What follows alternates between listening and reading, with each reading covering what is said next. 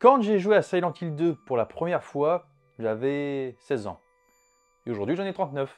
Et quand j'ai joué à Silent Hill 2 Remake à 39 ans, eh ben j'ai eu 16 ans à nouveau.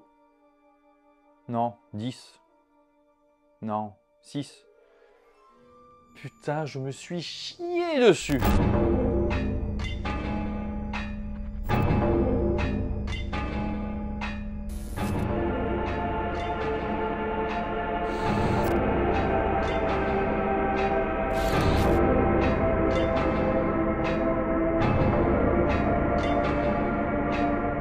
Plus jeune, est-ce que vous vous souvenez de Poltergeist? Vous vous souvenez de devoir vérifier sous votre plumard 3 fois de suite au cas où un clown s'y cache?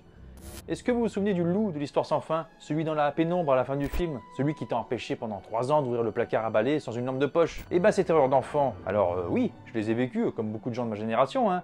Mais... Silent Hill! Enculé! On est sur du dégât traumatique irréversible là. Freud lui-même n'aurait rien pu faire pour moi. Même lui il en est mort. Si, c'est officiel. Hein. Je n'ai jamais rallumé Fun Radio à l'époque pour ne pas prendre le risque de l'entendre grésiller après avoir fini ce premier opus. Pampers a vu ses actions en bourse exploser en grande partie grâce à moi. Si, c'est officiel. Hein. Mais pourquoi? Bon déjà, papa t'avait dit d'aller te coucher et tu sais que si tu te fais choper en train de jouer là maintenant, il est quand même 2 h du matin, et tu fraudes salement. Tu vas donc prendre une dérouillée patriarcale d'un autre âge, le stress est déjà au maximum, mais en plus, tu passes une dizaine de minutes à courir après une silhouette fantomatique, bercée par le bruit de rien, hormis tes bruits de pas, et après avoir arpenté des ruelles brumeuses dans une ville apparemment vidée de l'ensemble de ses habitants, où encore une fois, le bruit le plus violent que tu as entendu, c'est le son du vent, quelque chose de nouveau vient te percuter doucement le creux de l'oreille, c'est ça.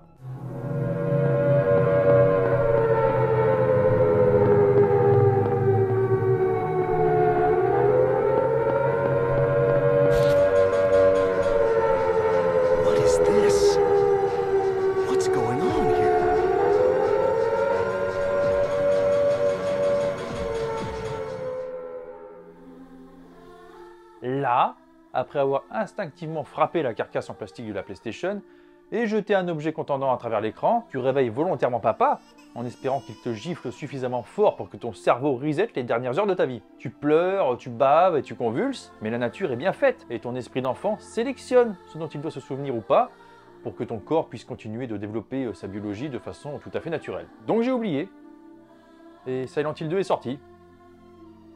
Et puis bah je l'ai acheté du coup.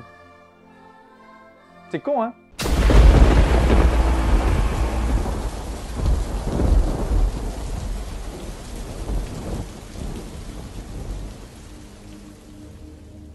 Et pour que ça soit encore plus drôle, je vais passer la manette à un gros abruti qui ne l'a encore jamais fait. Allez, vas-y, le gros débile. Et souviens-toi que ce canapé est propre, hein. Enculé, va. Quelle grossièreté! Laisse-moi donc prendre le relais, vil personnage. L'introduction me plonge immédiatement dans la même ambiance mystérieuse et oppressante, dans la peau d'un certain James Sutherland, debout, dans les toilettes crasseuses d'une station-service délabrée, face à un miroir tout aussi dégueulasse.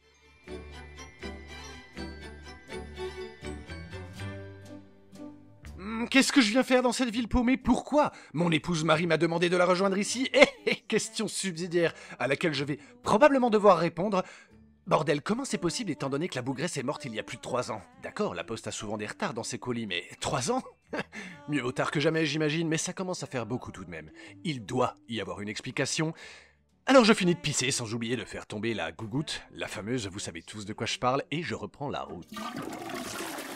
Et déjà sur le parking, je me suis dit que quelque chose n'allait pas. Il est 16 h. On est au mois d'août, et il fait moins 5 degrés. Qu'est-ce que c'est que ce bled? Merde, il y a vraiment qu'une femme pour avoir des idées pareilles. Pourquoi je suis ici déjà? Ah oui, la lettre. Restons concentrés. Mais tout de même, l'endroit semble pour le moins étrange. Impossible de savoir si l'air est respirable, et il n'y a pour le moment aucun signe de vie intelligente en vue. Est-ce un rêve? Une hallucination peut-être?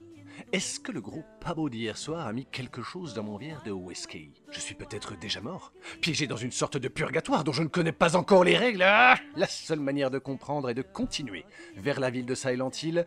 Que dit cet appareil hautement technologique appelé GPS? Dans 1 mètre, prenez le chemin boueux à travers le bois mort et menaçant, puis continuez après les cadavres de biches mortes et décomposées, direction les enfers. Il est sûrement cassé, saloperie de technologie chinoise.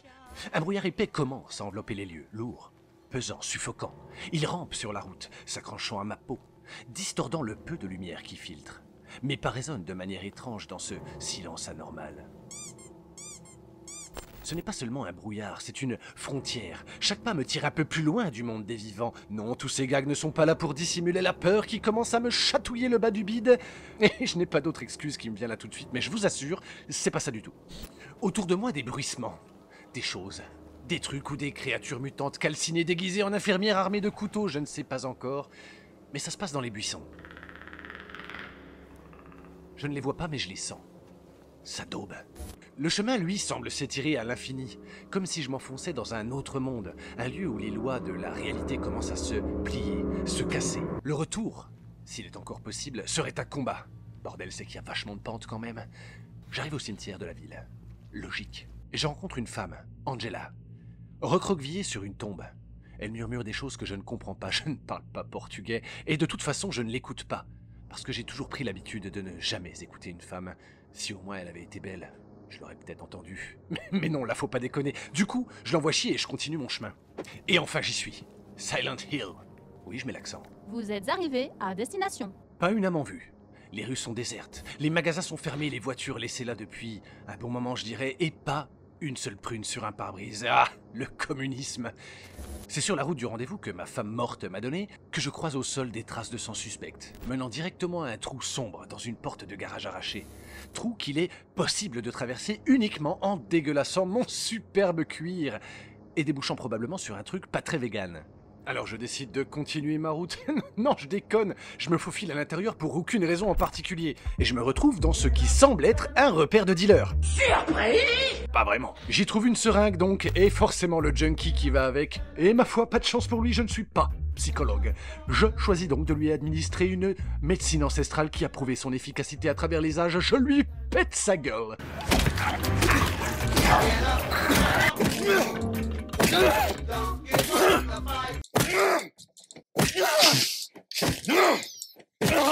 Il fallait le tuer, la pauvre bête avait la rage. Et oh, je trouve aussi une radio qui semble jouer un tube d'Aya Nakamura. Ou du bruit blanc grésillant. La différence est mince. En tout cas, c'est dégueulasse. Et en sortant de là, je tombe nez à nez avec un type visiblement inconscient. J'en profite donc pour lui faire les poches et je trouve une boîte d'allumettes qui provient du bar du coin. Et alors pourquoi ne pas y aller? Après tout, Cocon a attendu 3 ans. C'est pas 3 minutes de plus qui... hein? Bon, j'arrive dans le bar en question, personne. Surprise! Non, toujours pas. Mais il y a un jukebox. Alors pourquoi ne pas mettre un peu de musique? Eh bien parce que le seul vinyle dans la boutique est cassé. Par chance, il y a un mot qui nous dit explicitement où trouver la deuxième moitié du dit vinyle. Au magasin de disques, évidemment, enfin quelque chose de logique. Alors j'y cours en traversant les rues peuplées d'autres junkies, assez d'entre eux pour confirmer qu'il s'agit bel et bien d'une ville où la majorité est à gauche. Sur place, je trouve la deuxième moitié du fameux vinyle, et la superglue est même fournie avec, elle est pas belle la vie. Allez, je reviens au jukebox, et ça y est, à moi les joies du rock endiablé de Little Richard, et merde, il manque un bouton. C'est con, hein? Par chance, je commence petit à petit à comprendre la logique implacable de cette ville. Alors je me dirige vers un bâtiment, au hasard, j'y trouve des clés, par hasard, je trouve des pièces, encore une fois au hasard, je ramasse des trucs, putain c'est long, allez, pause pipi et oh! Tiens donc, un trou avec du sang dégoulinant. Putain, ça fait 3 ans déjà qu'elle est partie, qu'est-ce qu'elle me manque. Remémorons-nous les bons moments en y enfilant directement une main et oh! Un bouton de jukebox, enfin quelque chose de logique. Courons le remettre en place. Ah, ça y est, on y est. Le vinyle, le bouton et... Merde, vous auriez pas une petite pièce sur vous, là? Non? J'imagine que je vais devoir aller la trouver. Dans un autre bar, à l'autre bout de la ville, dans une caisse enregistreuse random, et enfin encore un peu de logique. Bref, j'ai la pièce, j'ai le bouton, j'ai le vinyle, j'ai le jukebox et... c'est parti.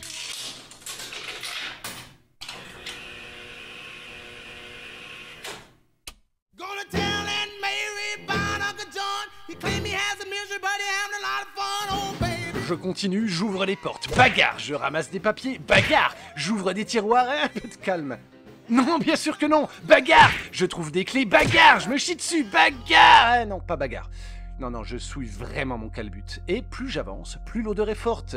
Et je commence à me poser la question. Est-ce que tout ça est vraiment l'œuvre de la LFI. Ou alors peut-être que cette ville a tout simplement été le témoin d'un culte religieux qui vénérait une entité mystérieuse et puissante en élaborant des rituels sombres et en commettant des sacrifices qui ont renforcé la dimension surnaturelle de la ville, en ressuscitant leurs dieux et en impliquant de la douleur et des souffrances abominables, pratiques qui bien évidemment ont totalement transformé la ville en un lieu où la réalité se tord en fonction des tourments psychologiques des individus qui y pénètrent.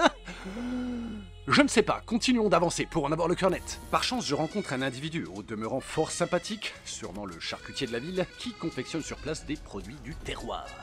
La communication semble d'emblée difficile, alors lui et moi partageons la coutume locale qui consiste, lors d'une première rencontre, à essayer de se découper mutuellement la gueule, la fameuse bagarre. Et là, un détail me frappe. Son opinel semble vraiment plus efficace que mon pied de chaise primitif, alors, pour équilibrer la conversation, je décide de lui faire découvrir le langage de la ville, le Beretta 92 FS, calibre 9 par 19 mm, parabellum, canon court. Et c'est après lui avoir craché 3 chargeurs de mots doux que je comprends que le dialogue ne mènera nulle part, l'individu n'étant visiblement pas réceptif à cette forme de communication. Dans le doute, je continue de l'assaillir d'arguments et... Oh putain, j'adore cette chanson! Mais... Connard, arrête de danser, il reprend la manette, il arrive. Tête de pine, va. Donne-moi ça. Putain. Putain, le con. Il continue d'avancer, bordel. Je te tire dessus, alors tombe. Mais pourquoi tu crèves pas? Là, t'es dans la merde.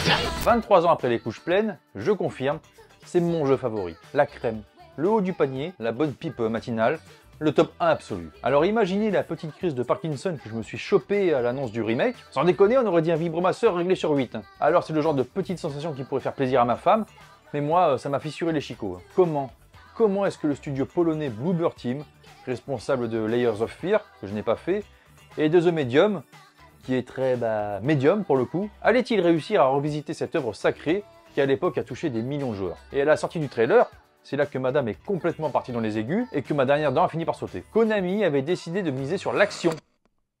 De l'action. Dans Silent Hill. Et vas-y que ça balance des phases de tir, des combats au corps à corps non-stop. Et là je me suis dit, oh non, pas ça! Ubisoft, à l'aide! Faites quelque chose! Non, je déconne, continue de couler, on en a rien à foutre, c'est pas le propos. On a vu ces dernières années des vagues de remakes de Resident Evil sortir à la chaîne. Alors oui, on l'a vu venir, la suite logique c'était effectivement un remake de Silent Hill. Oui, mais c'est pas la même chose. Resident Evil, ça flirte avec la série B. C'est des affrontements frénétiques, des zombies, pam pam boum boum, blablabla. Alors que Silent Hill, c'est de l'horreur psychologique, de l'angoisse qui fait trembler des genoux, avec des terreurs profondes. Les combats sont rares et donc mémorables. Et c'est pas palpitant, non. C'est stressant. Il y en a pas beaucoup, hein, des bestioles.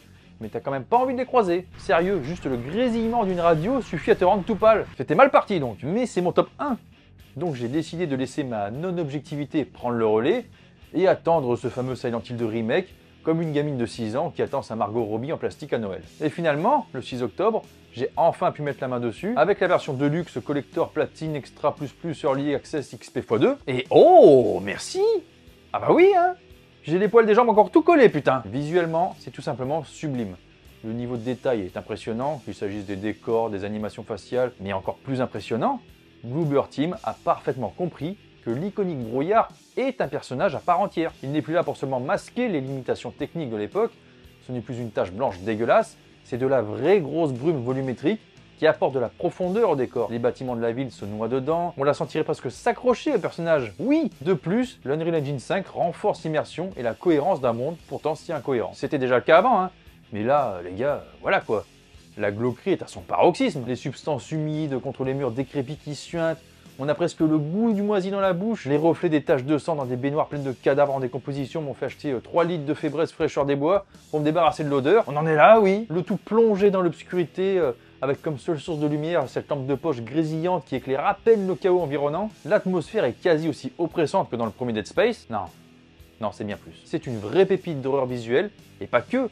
J'en ai aussi pris plein les oreilles. Le sound design est impeccable. Chaque détail sonore vient renforcer l'immersion. Chaque gouttelette qui tombe, chaque claquement de rideau, les parquets qui grincent, les portes qui claquent. Et le son des monstres, évidemment, est ignoble.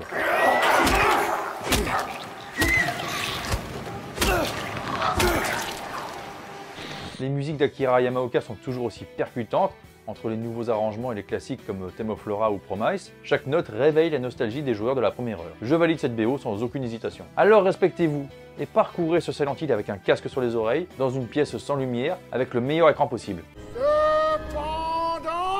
Une ou deux petites critiques tout de même. Les gars, sérieux, les jumpscares, ça marche quand t'as 12 ans, et dans Silent Hill, c'est pas utile. Alors pourquoi vous en avez ajouté autant? C'est trop facile, c'est prévisible, et c'est le niveau 0 de l'horreur. Alors pourquoi? Mais tu vas me répondre quand je te parle, putain! Et le plus gros point noir, la progression. On est en 2024. Outlast, Alien Isolation, Dead Space, Condemned... Evil Within, il y en a eu des jeux d'horreur depuis 23 ans hein, qui ont tous à leur niveau apporté des nouveautés en ce qui concerne la progression des joueurs. Là oui, on a effectivement un vrai remake de Silent Hill 2 sans que rien dans la fameuse progression n'ait été changé. On nous resserre des mécaniques qui datent d'il y a plus de 20 ans.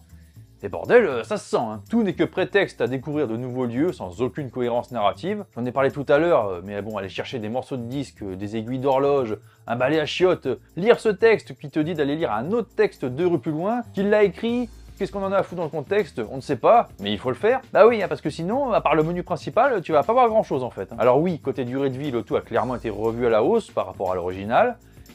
Oui, mais non. Les combats par exemple, il y en a trop. Surtout à partir de l'hôpital avec ces fichues infirmières dégueulasses, on finit par courir entre les monstres sans vraiment avoir le temps de ressentir l'angoisse. Le danger devient trop présent, le son de la radio à leur approche perd toute son efficacité du coup, puisque ça grésille tout le temps. Et la tension liée à ce son caractéristique est complètement dissipée, et ça craint. Certaines énigmes, bah c'est pareil, hein. Elles peuvent désormais prendre plusieurs heures à résoudre, et de nouvelles ont été ajoutées spécialement pour pimenter l'expérience, mais encore une fois c'est des énigmes à la con. Les fameuses sans aucune cohérence, mais aurait-il pu en être autrement? Bah non, ça aurait fait tâche. Et est-ce que c'était utile d'en rajouter? Bah toujours pas, hein. Encore une fois, c'est assez chiant comme ça. Surtout pour les jeunes joueurs qui n'auraient connu que les styles de narration les plus modernes. Mais pour les anciens comme moi, bon bah, on est comme chez Mémé, hein. Ça sent la confiture, on connaît et on reconnaît, et bon, ça passe. Donc pour conclure, oui, c'est un remake. Il est avant tout destiné aux fans de base pour les raisons que j'ai citées juste avant. Et dans mon cas, je l'ai déjà dit, mais ça vaut le coup de le répéter, Silent Hill 2 est mon jeu préféré et j'estime que ce remake est un très bel hommage à l'original. J'ai été très touché de remettre les pieds dans la ville maudite après un si beau lifting. Donc merci à l'équipe de Bloober Team pour le taf qu'ils ont accompli. Les fans, vous pouvez y aller. Les novices, bon courage. C'est moi qui ai raison de toute façon. Et sur ces belles paroles, je retourne tabasser des bestioles des enfers en continuant de me souiller le popo. Likez, partagez et moi je vous dis à très bientôt pour de nouvelles vidéos. Salut à tous!